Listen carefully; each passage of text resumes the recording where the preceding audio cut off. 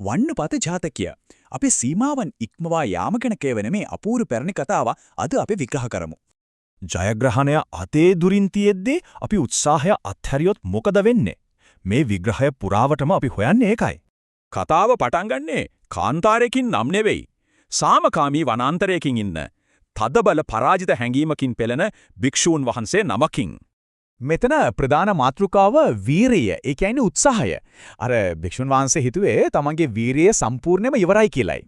මාස 3ක් උත්සාහ කරලත් ප්‍රතිඵලයක් නැති නිසා බලාපොරොත්තු අත්හැරපු උන්වහන්සේ ආයෙමත් බුදුරජාණන් වහන්සේ ළඟට වැඩම කරනවා. මෙතන තියෙන ලොකුම වෙනස බලන්න බුදුරජාණන් වහන්සේ මේ සාමකාමී වනාන්තරය දරුණු කාන්තාරයක් එක්ක සසඳමින් දේශනාව පටන් ගන්නවා. බුදුරජාණන් වහන්සේ මේ භික්ෂුවට කරත්ත පන්සීරික දැවැන්ත වෙලද තවලමක් හිටපු තමන්ගේම අතීත භවයක් ගැන මතක් කරනවා. දවල්ට කාන්තාරයේ වැලි ගිනි අඟුරු වගේ රස්නෙයි.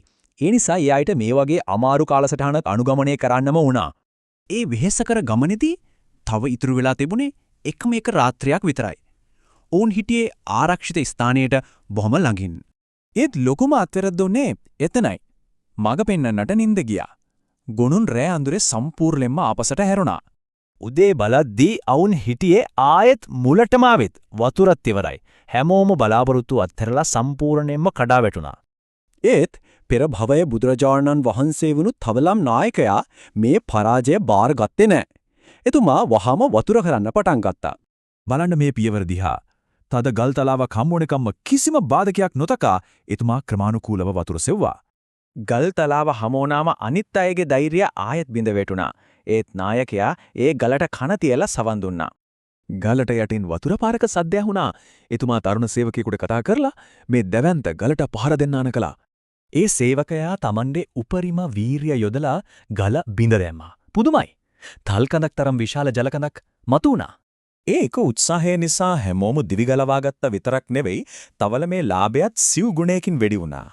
මේ විශිෂ්ට කතාවෙන් පස්සේ අවසාන ගැඹුරු අවබෝධය ලබා දෙන්න බුදුරජාණන් වහන්සේ දේශනාව ආයත් වර්තමානයට ගෙනවා.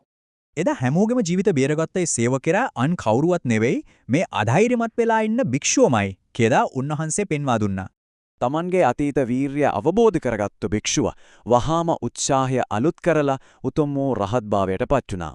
ඉතින් මතක තියාගන්න, අපේ සැඟවුණු වීරිය තියෙන්නේ අපි අත්හැරලා දාන්න හිතන අන්තිම මොහොතේ දෙන ඒ තීරණාත්මක ප්‍රහාරය ඇතුලේ.